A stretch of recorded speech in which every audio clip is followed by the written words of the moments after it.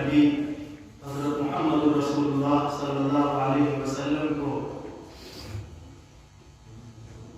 عرب کے شہر مکہ مکرمہ میں مبعوث فرمایا۔ آپ صلی اللہ علیہ وسلم اپنے بچپن میں بھی اپنی زندگی کے اعتبار سے پاکیزہ زندگی گزارتے رہے۔ آپ صلی اللہ علیہ وسلم کی جوانی بھی نہایت مقدس اور پاکیزہ رہی، اور پھر آپ صلی اللہ علیہ وسلم کو اللہ تبارک و تعالیٰ نے نبوت و رسالت کے تاج سے سرفراز فرمایا، اور آپ صلی اللہ علیہ وسلم کو دعوت دین اور تبلیغ کا حکم ملا، جس کو آپ کما حقہ مکہ مکرمہ کے لوگوں کے سامنے پیش کرتے رہے۔ اور پھر نبی کریم صلی اللہ علیہ وسلم مکہ مکرمہ سے باہر نکل کر طائف کا بھی سفر کرتے ہیں، اور وہاں بھی ناامیدی اور مایوسی ہاتھ لگتی ہے، اور پھر مکہ کی طرف واپس آتے ہیں۔ مکہ مکرمہ میں نبی کریم صلی اللہ علیہ وسلم اپنے ابتدائی سامنے اللہ کی بڑائی کو، اللہ کی کبریائی کو، اللہ کی یکتائی کو، اللہ کی ربوبیت کو، اس کی وحدانیت کو، اس کی الوہیت کو پیش کرتے ہیں، اور لوگوں کے سامنے ایک ہی صدا لگاتے ہیں کہ یا ایھا الناس قولوا لا الہ الا اللہ تفلحوا، کہ اے لوگوں اس بات کا اقرار کر لو کہ ساری دنیا کا خالق، ساری دنیا کا مالک، ساری دنیا کا رازق صرف ایک اللہ ہے، اس ایک اللہ کے سامنے کوئی نہیں، اور میں اللہ کا آخری نبی ہوں، اللہ کا آخری رسول ہوں، اللہ کا آخری پیغمبر ہوں، جو تمہارے سامنے اللہ کے حکموں کو لے کر آیا ہوں، تاکہ تم اس کے مطابق اپنی زندگی کو گزار کر اپنی دنیا بھی بہتر کر سکو اور اپنی آخرت کو بھی سنوار سکو۔ اللہ کے نبی صلی اللہ علیہ وسلم کبھی اپنے گھر کے لوگوں کو اکٹھا کرتے ہیں، کبھی خاندان والوں کے پاس جاتے ہیں، کبھی مکہ کے بازاروں میں ٹہلتے ہیں اور لوگوں کو یہی صدا لگاتے ہیں، لیکن آپ صلی اللہ علیہ وسلم کی صدا کو قبول کرنے کے بجائے آپ ہی کے گھر کے لوگ آپ سے دشمنی پر آمادہ ہو جاتے ہیں اور آپ کے پیچھے پیچھے پھرتے ہیں اور کہتے ہیں کہ اے لوگوں ان کی باتوں میں مت آنا، کیونکہ محمد تو دیوانہ ہو چکا ہے، محمد تو پاگل ہو گیا ہے، محمد تو مجنون ہو گیا ہے، محمد پر تو جادو اور جنات کا اثر ہو گیا ہے۔ محمد کریم صلی اللہ علیہ وسلم پر تانے کستے اور طرح طرح کے طنز کرتے اور آپ کا مذاق اڑاتے۔ اللہ کے نبی علیہ السلام کی دعوت اور آپ کی محنت اور آپ کی جدوجہد اور کوشش کے نتیجے میں کچھ لوگ ایسے بھی ہیں جو آپ صلی اللہ علیہ وسلم کی صدا کو سنتے ہیں اور اس کو قبول کرتے ہیں۔ حضرت ابوبکر صدیق رضی اللہ تعالیٰ عنہ ایمان لے آتے ہیں، آپ کی بیوی حضرت خدیجہ الکبریٰ رضی اللہ تعالیٰ عنہ ایمان لے آتی ہیں۔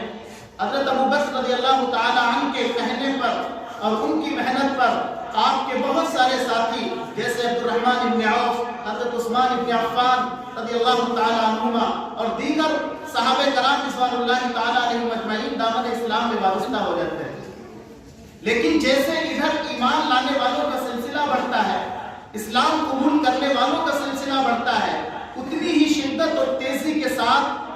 کفار مکہ کے ظلم و ستم کا بھی سلسلہ بڑھتا ہے۔ جیسے جیسے اسلام اور ایمان لانے والوں کی تعداد بڑھتی جا رہی ہے، ویسے ہی کفار و مشرکین کے ظلم و ستم میں بھی اور زیادہ تیزی اور شدت پیدا ہوتی چلی جا رہی ہے۔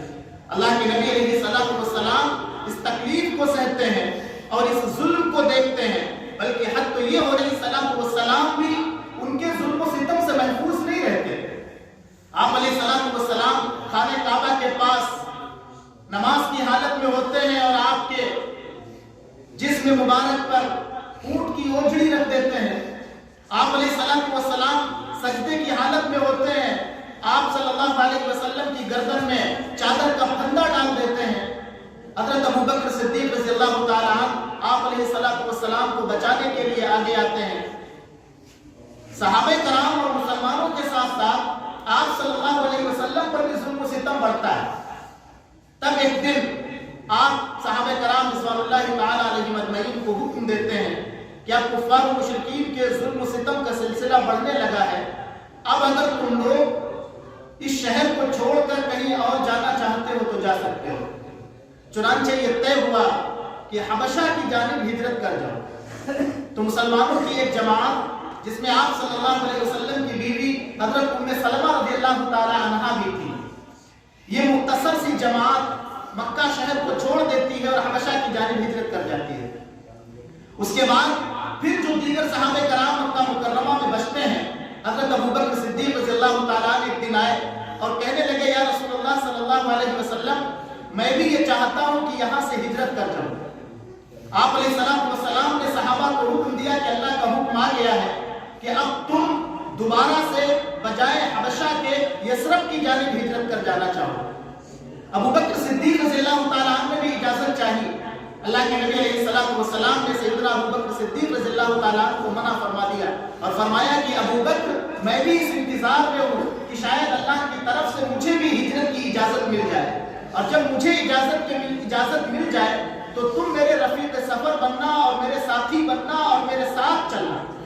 ابوبکر صدیق رضی اللہ تعالیٰ عنہ فرماتے ہیں کہ میں اسی دن سے میں نے بہترین سی 2 اونٹنیاں خریدی اور خریدنے کے بعد میں روزانہ ان کی خاطر کرتا اور ان کی خدمت کرتا اور ان کو اسی دن کے لیے تیار کرتا کہ کب اللہ کا حکم اللہ کے نبی کو ملے گا اور ہم دونوں ساتھ ساتھ مکہ سے ہجرت کریں گے. فرماتے ہیں کہ پورے 4 مہینے گزر گئے اور میں 4 مہینے تک ان اونٹنیوں کو پالتا رہا. اللہ کے نبی علیہ السلام کو کب مکہ سے مدینے کی جانب ہجرت کی اجازت ملے. صحابہ کرام کی ایک جماعت جا چکی ہے اور آپ صلی اللہ علیہ وسلم بھی اس انتظار میں ہیں کہ میں بھی اللہ کی طرف سے اجازت ملنے پر جاؤں. آخر وہ دن آیا کہ اللہ تبارک و تعالیٰ نے آپ صلی اللہ علیہ وسلم کو اجازت دی کہ اے اللہ کے نبی اب آپ بھی مکہ شہر کو چھوڑ سکتے ہیں اور اس جگہ جا سکتے ہیں جہاں کے لوگ آپ کے انتظار میں ہیں. اس جگہ جا سکتے ہیں جہاں سے اسلام کی خدمت ہوگی. اس جگہ جا سکتے ہیں جہاں سے دعوت دین کا سلسلہ بڑھے گا. اس جگہ جا سکتے ہیں جہاں سے اسلام کی اشاعت ہوگی. اس جگہ جا سکتے ہیں جہاں سے اسلام کی حقانیت و صداقت پوری دنیا کے کونے کونے تک پہنچے گی. اللہ کے نبی صلی اللہ علیہ وسلم تیار ہوئے اور حضرت خدیجہ کبریٰ رضی اللہ تعالی عنہا کے گھر میں تھے. آپ علیہ السلام ابو جہل کے گھر کے ٹھیک سامنے اللہ کے نبی علیہ السلام کی بیوی حضرت خدیجہ کبریٰ رضی اللہ تعالی عنہا کا گھر تھا. آپ صلی اللہ علیہ وسلم وہاں سے نکلے اور ایک دن پہلے کفار مشرکین کو یہ خبر لگ گئی کہ محمد صلی اللہ علیہ وسلم مکہ چھوڑ سکتے ہیں. چنانچہ یہ طے پایا کہ ان کو روکنے کے لیے کیا کیا جائے. تیاریاں ہونے لگی، مشورے ہونے لگے، منصوبے بنائے جانے لگے. آخرکار ابو جہل نے یہ رائے پیش کی کہ ہر قبیلے کا ایک سردار اکٹھا ہوگا اور اکٹھا ہو کر نبی کریم صلی اللہ علیہ وسلم کے گھر کو چاروں طرف سے گھیر لیا جائے اور اس کا محاصرہ کر لیا جائے. اور جیسے ہی آپ اپنے گھر سے باہر نکلے نعوذ باللہ من ذالک آپ کو قتل کر دیا جائے. ہر قبیلے کا ایک سردار اکٹھا ہوا اور پوری ایک جماعت حضرت خدیجہ کبریٰ رضی اللہ تعالی عنہ کے گھر کو چاروں طرف سے محاصرہ کر کے کھڑے ہو جاتے ہیں کہ کب صبح ہوگی اور آپ صلی اللہ علیہ وسلم یہاں سے باہر نکلیں گے. اللہ تبارک و تعالیٰ نے اس کا انتظام فرمایا کہ نبی کریم صلی اللہ علیہ وسلم نے حضرت علی رضی اللہ تعالیٰ عنہ کو بلایا اور کہا کہ اے علی آج رات میرے بستر پر تم سو،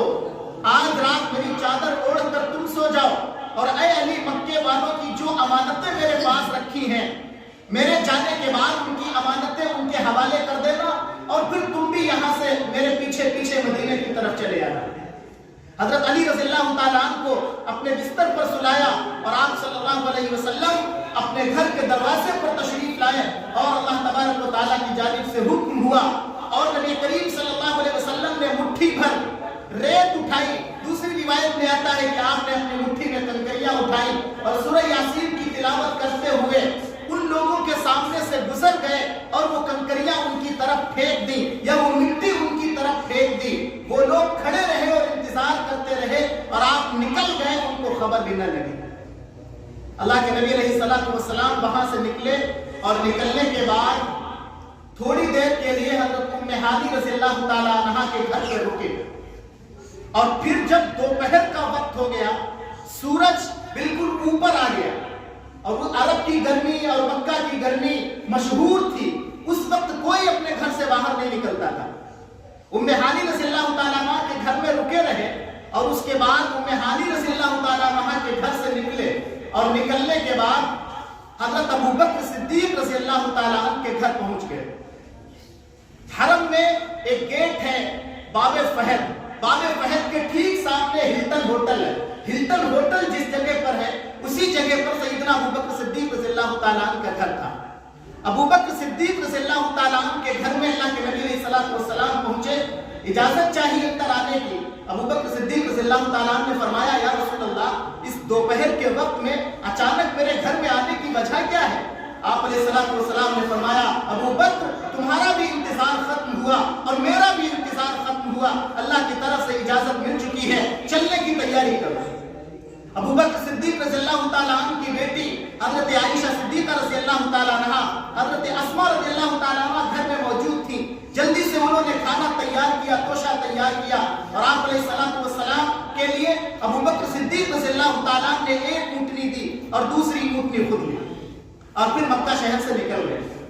3-3.5 کلومیٹر کے فاصلے پر جا کر وہ غار ہے جس کو غار ثور کہا جاتا ہے. شام کا وقت ہو گیا, رات کی تاریکی ہے, خطرہ ہے کہ کب مکے والوں کو پتہ لگے اور وہ پیچھے سے آئیں اور نہ جانے کون سا کارنامہ انجام دے دیں.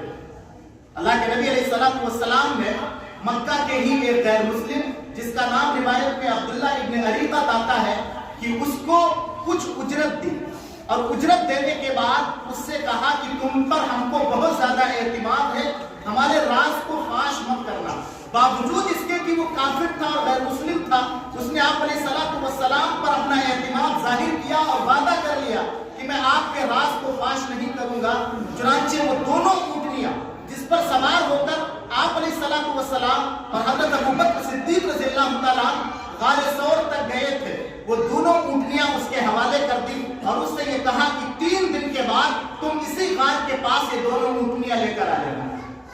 اس نے اجرت لی اور وہ دونوں اونٹنیاں لے کر واپس چلا گیا. اللہ کے نبی علیہ الصلوۃ والسلام اس غار پر پہنچ گئے. ساتھ میں ابو بکر صدیق رضی اللہ تعالیٰ عنہ ہے. غار کی اونچائی بے پناہ اونچائی ہے, 5500 فٹ کی اونچائی پر وہ غار ہے جس کو غار ثور کہا جاتا ہے. اللہ کے نبی علیہ الصلوۃ والسلام جب اس غار پر چڑھتے ہیں تو ابو بکر صدیق رضی اللہ تعالیٰ عنہ سے دیکھا نہ گیا اور کہا کہ اللہ کے نبی میرے ماں باپ آپ پر قربان ہو جائے, آپ اس 5500 فٹ کی اونچائی کے اس غار کی منزل کو اپنے پیروں سے چل کر طے کریں. ابو بکر صدیق کی ذات کو یہ گوارا نہیں ہے. اللہ کے نبی آج ابو بکر صدیق آپ کے لیے سواری کا کام کرے گا. ابو بکر صدیق سواری بن جاتے ہیں, اللہ کے نبی علیہ الصلوۃ والسلام سوار بن جاتے ہیں اور ابو بکر صدیق رضی اللہ تعالیٰ آپ علیہ الصلوۃ والسلام کو اپنے کندھوں پر بٹھا لیتے ہیں اور رات کے سناٹے میں اور رات کی تاریکی میں اس بلند و بالا اونچے پہاڑ پر ابو بکر صدیق رضی اللہ تعالیٰ نبی کو اپنے کندھوں پر بٹھا کر چڑھتے ہیں اور اس غار تک پہنچ جاتے ہیں اور دونوں اس غار کے اندر داخل ہو جاتے ہیں. پورے مکے میں ایک قیامت کی گھڑی ہے اور پورے مکے میں ایک ہنگامہ برپا ہے کہ محمد صلی اللہ علیہ وسلم اور ان کے ساتھی ابو بکر صدیق مکہ سے نکل گئے اور کسی کو خبر بھی نہ لگی. کسی کو پیدل دوڑایا, کسی کو گھوڑوں پر سوار کر کے دوڑایا, کسی کو اونٹوں پر سوار کر کے دوڑایا کہ دونوں کو تلاش کرو اور زندہ یا مردہ جس حالت میں بھی مل جائیں ان کو واپس لے کر آؤ. لوگ نکل گئے, مکہ کے چاروں طرف تلاش کرنے کے لیے نکل جاتے ہیں, لیکن ان کو یہ کیا پتا تھا کہ وہ اسی غار میں موجود ہیں. کسی نے کہا کہ اس غار پر بھی چل کر دیکھ لو, شاید یہاں موجود ہوں. اللہ تعالیٰ نے اس کا انتظام فرما دیا کہ جب کچھ لوگ اس غار کی بلندی پر چڑھنے کے بعد غار کے کنارے تک پہنچے, ابو بکر صدیق رضی اللہ تعالیٰ فرماتے ہیں کہ میں نے آنے والوں کے پیروں کو دیکھ لیا اور میرے دل میں یہ خیال گزرا کہ کہیں ایسا نہ ہو کہ ان کی نظر بھی ہمارے اوپر پڑ جائے اور وہ بھی ہم کو دیکھ لیں. مجھے ڈر لگا. میں نے کہا یا رسول اللہ, غار کے باہر کچھ لوگ کھڑے ہیں اور ان کے پیر نظر آتے ہیں. اللہ کے نبی علیہ الصلوۃ والسلام نے فرمایا اے ابو بکر گھبرانے کی ضرورت نہیں ہے, کیونکہ اگر ہم 2 یہاں غار میں موجود ہیں تو تیسرا ہمارا اللہ بھی موجود ہے. اذ یقول لصاحبہ لا تحزن ان اللہ معنا, اور فرمایا اے ابو بکر اللہ ہمارے ساتھ ہے. فانزل السکینۃ, اللہ تعالیٰ نے فرمایا کہ ہم نے ان کے دل پر سکون نازل کر دیا اور ان کو تسلی دے دی کہ آپ کو ڈرنے یا گھبرانے کی ضرورت نہیں ہے. کبوتروں نے انڈے دے دیے, مکڑیوں نے جالا تن دیا, کفار و مشرکین وہاں تک پہنچے اور پہنچ کر وہاں سے واپس ہو گئے اور بہت دور تک تلاش کر کے करने के लिए निकल गए। मुसलसल 3 दिन तक तलाश जारी रही, लेकिन इस दरमियान में अबू बकर सिद्दीक रज़ियल्लाहु ताला का जो कारनामा है और उनके खानदान की जो कुर्बानी है वो इस्लाम की तारीख में महफूज है। और अल्लाह के नबी अलैहिस्सलातु वस्सलाम इसीलिए तो जा बजा फरमाते थे कि लोगों, दुनिया में जिसने मुझ पर जो भी एहसान किया है मैंने हर एक के एहसान का बदला चुका दिया, लेकिन अबू बकर एक ऐसा इंसान है कि जिसके एहसान का बदला मैं चुका नहीं सका, कल क़यामत के दिन इसके एहसानात का बदला खुद रब कुद्दूस चुकाएगा। अबू बकर सिद्दीक रज़ियल्लाहु ताला नबी को अपने कंधों पर उठाकर ले जाते हैं। हज़रत अस्मा रज़ियल्लाहु ताला अन्हा घर से खाना लेकर आती है और उनके गुलाम हज़रत आमिर बिन फुहैरा रज़ियल्लाहु ताला बकरियां चराते रहते हैं, और जब शाम हो जाती है तो अपनी बकरियों को उसी गार पर ले जाते हैं और ताज़ा दूध बकरियों का निकालते हैं और गार में बढ़ा देते हैं। अल्लाह के नबी सल्लल्लाहु अलैहि वसल्लम और अबू बकर सिद्दीक रज़ियल्लाहु ताला उस दूध को नोश फरमा लेते हैं और सुबह होने से पहले पहले आमिर बिन फुहैरा अपनी बकरियों को लेकर फिर पहाड़ से नीचे आ जाते हैं। गुलाम भी खिदमत में लगा हुआ, और अबू बकर रज़ियल्लाहु ताला के बेटे हज़रत अब्दुल्लाह इब्न अबी बकर रज़ियल्लाहु ताला मक्के में रहते हैं, दिन भर मक्के वालों के साथ में रहते हैं, मक्के वालों की बातें सुनते हैं, उनके मंसूबे सुनते हैं, उनके मशवरे सुनते हैं। बाप भी खिदमत में लगा, बेटी भी खिदमत में लगी, गुलाम भी खिदमत में लगा हुआ है और बेटा भी खिदमत में लगा है, पूरा खानदान खिदमत में लगा हुआ है। 3 दिन मुकम्मल हो गए, उसी गार में छुपे छुपे कुफार और मुशरिकीन तलाश करते करते थक गए। अल्लाह के नबी सल्लल्लाहु अलैहि वसल्लम ने 3 दिन के बाद अब्दुल्लाह इब्न अबी बकर रज़ियल्लाहु ताला के जरिए से खबर भेजी कि उस अब्दुल्लाह इब्न अरीकत से कहना कि वो ऊँटनियां लेकर आ जाए। आप और अबू बकर सिद्दीक रज़ियल्लाहु ताला दोनों बाहर निकले और एक ऊँटनी पर आप सवार हुए और दूसरी ऊँटनी पर अबू बकर सिद्दीक रज़ियल्लाहु ताला और उनके गुलाम आमिर बिन फुहैरा रज़ियल्लाहु ताला शरीक हुए। और वही गैर मुस्लिम जो मक्के का रहने वाला था उसको और उजरत दी और उससे उजरत देकर कहा कि तुम मुझे यहाँ से उस रास्ते पर ले चलोगे जिस रास्ते पर कोई सवार नहीं जाता, कोई काफिला नहीं जाता, कोई तिजारत करने वाला नहीं जाता। यानी मदीने का जो असल रास्ता था जिससे लोग गुजरा करते थे, आप सल्लल्लाहु अलैहि वसल्लम ने वो रास्ता छोड़ दिया और उसके बराबर से जिस रास्ते पर कोई नहीं जाता था, पथरीला, वीरान, संगला, उस रास्ते को इख्तियार फरमाया ताकि कोई पीछा न कर सके। और उसको वो रास्ता मालूम था, वो आपको रास्ता दिखाने के लिए आपके आगे आगे उस रास्ते पर चलता जा रहा है। रिवायत में आता है कि अल्लाह के नबी अलैहिस्सलातु वस्सलाम को 3 दिन गार में छुपे रहे और चौथा दिन आने वाला 4 दिन और उसके बाद पूरे 8 दिन लगे मक्का से कुबा तक पहुंचने में। यानी 14 दिन का ये सफर था मक्का से और कुबा यानी मदीने से बाहर का जो इलाका था वहां तक पहुंचने में 14 दिन का सफर लगा। अल्लाह के नबी सल्लल्लाहु अलैहि वसल्लम अबू बकर सिद्दीक रज़ियल्लाहु ताला फरमाते हैं कि वहां से निकलने के बाद हम पूरा दिन चले, पूरी रात चले और अगले दिन दोपहर तक चले, कहीं पर भी रुके नहीं, ना कुछ खाया ना पिया, क्योंकि कहीं पीछे से कोई आ न जाए, चलते रहे। और उसके बाद तीसरे दिन एक पहाड़ के साए में जाकर आराम किया और वहीं एक चरवाहा बकरियां चरा रहा था, उस चरवाहे को बुलाया और उसकी बकरी से दूध निकाला और वो दूध पिया और उसके बाद फिर वहां से हमारा काफिला चल पड़ा। चलते चलते कुबा का इलाका आता है, उससे पहले पहले अल्लाह के नबी सल्लल्लाहु अलैहि वसल्लम की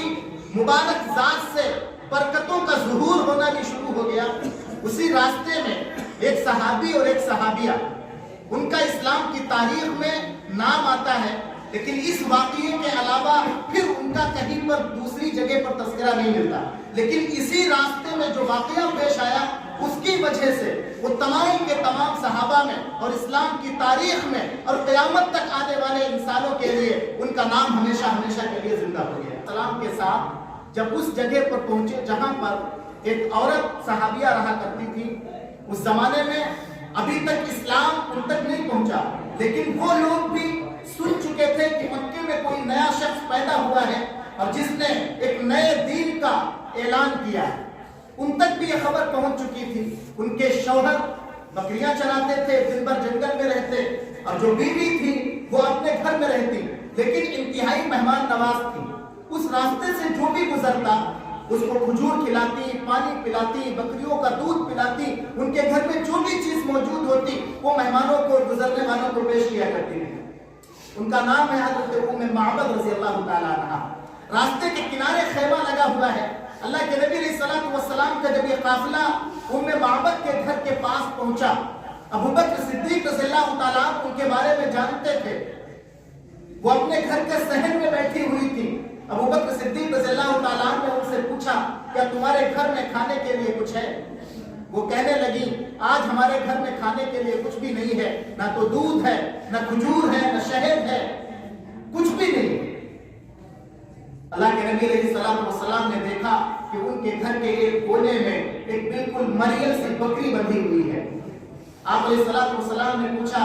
اپنی تم یہ بکری لے کر آؤ، کیا میں اس بکری سے دودھ نکال سکتا ہوں؟ وہ کہنے لگی کہ اگر نکال سکو تو نکال لو، یہ تو مریل بکری ہے اور بیمار بکری ہے، میرے شوہر تمام بکریاں لے کر چرانے کے لیے چلے گئے، لیکن یہ بکری بیکار ہے، اس لیے اس کو گھر میں چھوڑ گئے، یہ تو چل بھی نہیں سکتی، دودھ دینا تو بہت دور کی بات ہے۔ اللہ کے نبی علیہ السلام نے فرمایا ام معبد بکری پیش کرنا تیرا کام ہے اور دودھ نکالنا میرا کام ہے۔ ام معبد نے بکری پیش کی، آپ علیہ السلام نے اپنے دست مبارک اس بکری کے تھنوں پر لگایا، اس کے تھن دودھ سے بھر گئے۔ ام معبد سے برتن لگایا اور آپ نے دودھ دیا، ام معبد کا برتن دودھ سے لبالب بھر گیا، آپ نے پیا، ابو بکر صدیق نے پیا، عامر بن فہیرہ نے پیا، عبداللہ ابن عریقت نے پیا۔ اس کے بعد پھر دوسرا برتن لگایا اور پھر دعا، پھر وہ برتن لبالب دودھ سے بھر گیا اور کہا کہ اے ام معبد اب یہ دودھ تیرے حوالے۔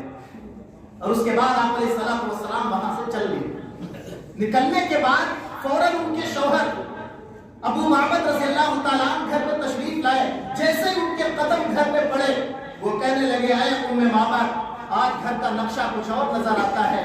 آنے والا گھر میں کون تھا، اس کی خوشبو، اس کی شوہر مجھے خود نہیں معلوم وہ آنے والا کون تھا۔ ابو معبد کہنے لگے ام معبد یہ تو بتاؤ اس کی صفات کیا تھی، وہ کیسا تھا؟ ام معبد کہنے لگی نہ تو زیادہ لمبا تھا، نہ زیادہ ناٹا تھا، نہ زیادہ موٹا تھا، نہ زیادہ پتلا تھا، بڑا ہی حسین چہرہ تھا، دلکش آنکھیں تھی، بڑی چلے جاؤ جب وہ بولتا تھا تو ایسا لگتا تھا کہ موتیوں کی لڑی پرو دی گئی ہو، بڑا حسین نقشہ کھینچا۔ ام معبد رضی اللہ تعالیٰ عنہ نے ابو معبد کہنے لگے ام معبد مجھے تو لگتا ہے یہ وہی صاحب قریش ہے جو قریش خاندان میں آیا ہے اور جس نے نئے دین کا اعلان کیا ہے، مجھے تو لگتا ہے یہ وہی ہے۔ ام معبد خیمہ چھوڑو، بستر اٹھاؤ اور یہاں سے چل پڑو۔ روایت میں آتا ہے کہ اللہ کے نبی علیہ السلام جب وہاں پہنچے ہیں پیچھے سے یہ دونوں بھی پہنچے اور وہاں جا کر دونوں نے اسلام قبول کیا۔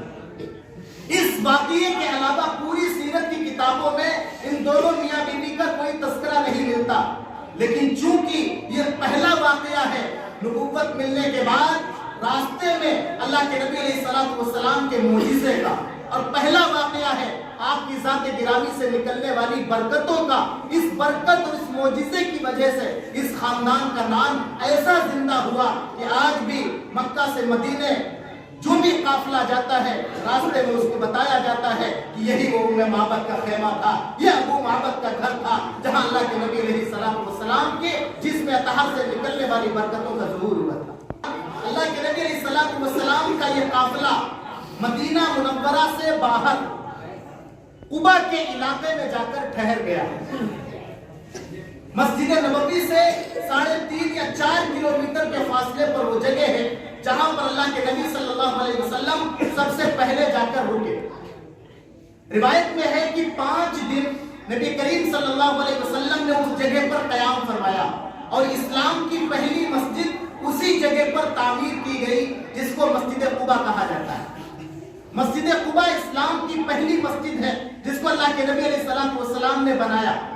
5 دن وہاں پر قیام فرمایا اور آپ علیہ السلام نے پھر یوں فرمایا کہ اے لوگوں یہ وہ مسجد ہے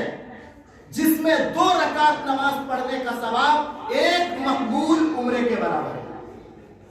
جس کو مقبول عمرے کا ثواب چاہیے وہ مسجد قباء آئے اور مسجد قباء آ کر نماز ادا کیا کرے۔ اللہ کے نبی علیہ السلام جب تک مدینہ منورہ میں رہے اور آپ حیات رہے، آپ کی زندگی کا یہ معمول رہا کہ آپ ہفتے میں 1 دن سنیچر کے روز مسجد نبوی سے نکلتے اور مسجد قبا جاتے اور وہاں اللہ کی عبادت میں مصروف ہوتے اور 2 گانا نماز ادا کیا کرتے۔ اس لیے جس کو جتنا موقع ملے مدینہ منورہ میں رہتے ہوئے وہ مسجد قبا جائے اور وہاں جا کر 2 گانا نماز ادا کرے، اس نماز کا ثواب، ایک نماز کا ثواب ایک مقبول عمرے کے برابر ہے۔ 5 دن وہاں رکنے کے بعد اللہ کے نبی صلی اللہ علیہ وسلم وہاں سے پھر مدینے کی جانب روانہ ہوئے اور پھر اس جگہ پر پہنچے جہاں پر مدینے کے لوگوں نے، مدینے کے لڑکوں نے، مدینے کی لڑکیوں نے اور مدینے کے تمام بوڑھوں نے مدینہ شہر سے باہر نکل کر آپ کا زبردست استقبال کیا، 10 بجائے، آپ کی شان میں نعتیں پڑھی، آپ کے شان میں گیت گائے اور اس جگہ آپ کا شاندار استقبال کیا اور پھر مدینے کی طرف روانہ ہو گئے۔ مدینہ شہر 2 پہاڑیوں کے بیچ میں ہے۔ آج جو لوگ بھی استقبال کے لیے نکل کر آئے ہیں، ہر ایک کی تمنا ہے، ہر ایک کی خواہش ہے کہ نبی میرے گھر آرام کر لیں، نبی کی اونٹنی میرے دروازے پر جا کر رکے اور میرے گھر میں سب سے پہلے نبی کے قدم پڑ جائیں، تاکہ قیامت کے دن تک میں یہ کہہ سکوں کہ جب نبی مدینے آئے تھے تو سب سے پہلی مہمانی میرے گھر میں ہوئی۔ علیہ السلام کی اونٹنی آگے آگے، ساتھ میں ابوبکر صدیق ہیں اور پیچھے سے مدینے والوں کا پورا ہجوم اور مدینے والوں کی بھیڑ چلی جا رہی ہے۔ یا رسول اللہ میرے گھر رک جائیں، یا رسول اللہ میرے گھر رک جائیں، یا رسول اللہ میرے مہمان بن جائیں۔ اللہ کے نبی علیہ السلام خاموش ہیں۔ فرمایا اے مدینے کے لوگوں، میں آج کسی کا مہمان نہیں بن سکتا، میں کسی کے گھر میں نہیں رک سکتا، بلکہ اللہ کی طرف سے حکم ہو چکا ہے جہاں میری اونٹنی بیٹھ جائے گی اسی کا میں مہمان بن جاؤں گا۔ میری اونٹنی رک جائے وہ میرا میزبان ہو جائے گا اور میں اس کا مہمان بن جاؤں گا۔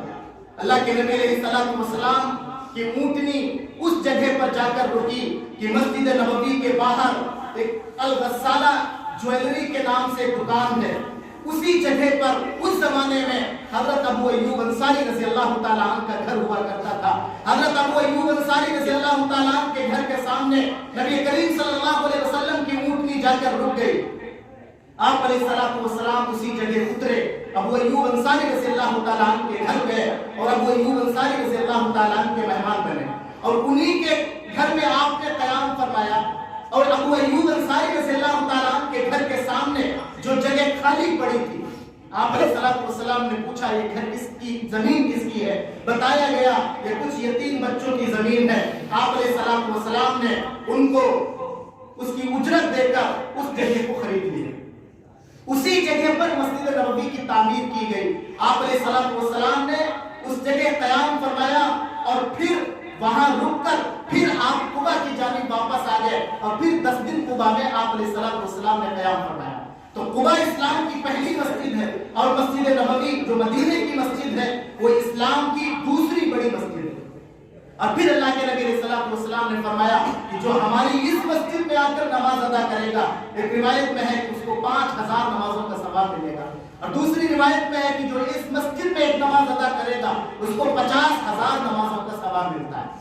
تو یہ سفر تھا اللہ کے نبی علیہ السلام کا ہجرت کا سفر، جب آپ نے مکہ مکرمہ سے مدینہ منورہ کی جانب ہجرت فرمایا۔ اور اس زمانے تک مدینہ نہیں تھا بلکہ اس کو یثرب کہا جاتا تھا، اور جس دن آپ صلی اللہ علیہ وسلم کی حاضری شہر میں ہوئی ہے اسی دن سے اس کو مدینۃ النبی، مدینۃ الرسول یعنی نبی کا شہر اور رسول کا شہر کہا جانے لگا،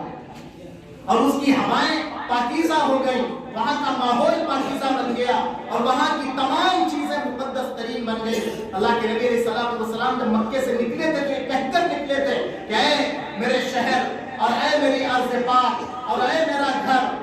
میرا دل تو نہیں چاہتا کہ میں تجھے چھوڑ کر جاؤں، لیکن میرے شہر کے لوگوں نے، میرے گھر کے لوگوں نے، میرے خاندان کے لوگوں نے مجھے مکہ میں رہنے نہیں دیا، مجھے مجبور کر دیا یہاں سے نکلنے پر، اس لیے میں تجھے چھوڑ کر جا رہا ہوں۔ اور پھر آپ علیہ السلام نے اسی مدینے کو اپنا گھر بنا لیا، اپنا وطن بنا لیا، اپنا شہر بنا لیا، اور ساری برکتیں مدینے والوں کے لوگوں کے درمیان میں تقسیم ہونے لگی۔ اللہ کے نبی علیہ السلام نے مدینہ منورہ میں قیام فرمایا اور یہ پھر مدینہ ہی اسلام کا مرکز بنا، مدینہ ہی اسلام کا دارالحکومت بنا اور مدینہ ہی اسلامی قیادت کا شہر بنا۔ دعوت و تبلیغ کا سلسلہ، علم کا سلسلہ، تعلیم کا سلسلہ مدینہ منورہ کی مسجد نبوی سے شروع ہوا۔ अल्लाह के नबी अलैहिस्सलाम मस्जिद नबवी में आराम फरमाते हैं, अपने हुजरे में आराम फरमाते हैं। हज़रत आयशा सिद्दीक़ा रज़ियल्लाहु तआला अन्हा के हुजरे में रहते हैं, ये जिस जगह पर भी रहते हैं वो जगह इंतहाई बाबरकत है और इंतहाई मुक़द्दस तरीन है। आप अलैहिस्सलाम ने एक मौके पर इरशाद फरमाया कि मेरे हुजरे के दरमियान और मेरे मिंबर के दरमियान की जो जगह है, मा बैन बैती व मिंबरी रौज़तुम मिन रियाज़िल जन्नह, मेरे घर के और मेरे रोज़े के दरमियान की जो जगह है ये जन्नत के टुकड़ों में से और जन्नत की क्यारियों में से एक क्यारी, जन्नत के टुकड़ों में से एक टुकड़ा है। मुफस्सिरीन इस जगह पर नमाज अदा कर ली तो उसने गोया कि जन्नत में नमाज अदा कर ली। और दूसरा मफहूम ये लिखा है कि हो सकता है कि कल क़यामत के दिन जब हश्र कायम हो जाएगा तो इस जगह को जन्नत के हिस्से में शामिल कर दिया जाएगा। इसलिए जिसने भी उस जगह पर नमाज अदा कर ली तो गोया कि उसने जन्नत में नमाज अदा कर ली। और अल्लाह के नबी अलैहिस्सलाम का जो हुज्रे मुबारक है वो दरअसल हजरत आयशा सिद्दीक़ा रज़ियल्लाहु तआला अन्हा का हुज्रा है। हजरत आयशा सिद्दीक़ा रज़ियल्लाहु तआला अन्हा का हुज्रा है और उसके सामने जहां पर जालियां लगी हैं, यानी जिस जगह पर खड़े होकर सलाम पेश करते हैं वो हजरत हफ्सा रज़ियल्लाहु तआला अन्हा का हुज्रा था। यानी उसके आप सल्लल्लाहु अलैहि वसल्लम की बीवियों के और अज़वाजे मुताहरात के थे। और हजरत अबू बकर सिद्दीक़ रज़ियल्लाहु तआला अन्हु का घर भी उसी मस्जिद नबवी के किनारे पर था जहां से सलातो सलाम पेश करने के लिए हाजिर होते हैं। तो वो सारी जगह, सारी पुरानी यादें खत्म हो गई और उन तमाम निशानात को मस्जिद नबवी की तौसी के लिए और उसको बढ़ाने के लिए मस्जिद नबवी में शामिल कर दिया गया। अल्लाह के नबी अलैहिस्सलातु वस्सलाम हजरत आयशा सिद्दीक़ा रज़ियल्लाहु तआला अन्हा के हुज्रे में मदफून हुए। उसके बाद हजरत अबू बकर सिद्दीक़ रज़ियल्लाहु तआला अन्हु का जब इंतकाल हुआ तो हजरत अबू बकर सिद्दीक़ रज़ियल्लाहु तआला अन्हु को भी जगह नबी करीम सल्लल्लाहु अलैहि वसल्लम के पहलू में मिली और उनको भी उसी हुज्रे में दफन किया गया। उसके बाद जो जगह खाली थी वो हजरत आयशा सिद्दीक़ा रज़ियल्लाहु तआला अन्हा ने फरमाया कि अब ये जगह मैंने अपने लिए छोड़ रखी है, मेरे मरने के बाद मुझे इसमें दफन किया जाए। अमीरुल मोमिनीन सैयदना उमर फारूक रज़ियल्लाहु तआला अन्हु का जब दौर खिलाफत आया तो अपनी शहादत से पहले हजरत उमर फारूक रज़ियल्लाहु हजरत आयशा सिद्दीक़ा रज़ियल्लाहु तआला अन्हा के पास भेजा और कहा कि जाकर अम्मा जान आयशा सिद्दीक़ा से कहना कि अम्मा जान आपने जो जगह हुज्रे रसूल में अपने लिए छोड़ रखी है, अगर आपकी इजाजत हो ये जगह आप मुझे अता फरमा दें तो आपका एहसान हमेशा के लिए उमर पर हो जाएगा। अब्दुल्ला इब्न उमर ने जाकर अर्ज किया। आयशा सिद्दीक़ा रज़ियल्लाहु तआला अन्हा सोचने लगी और कहने लगी, ऐ अब्दुल्ला ये जगह मैंने अपने लिए छोड़ रखी है क्योंकि अल्लाह के नबी हैं, अबू बकर हैं, उसके बाद मैं इस जगह रहूंगी क्योंकि ये तो वो जगह है जहां हर वक्त अल्लाह की रहमतों का और अल्लाह की बरकतों का नुज़ूल होता है, मैं कैसे ये जगह किसी और को दे सकती हूँ। कहा क्या है अब्दुल्ला,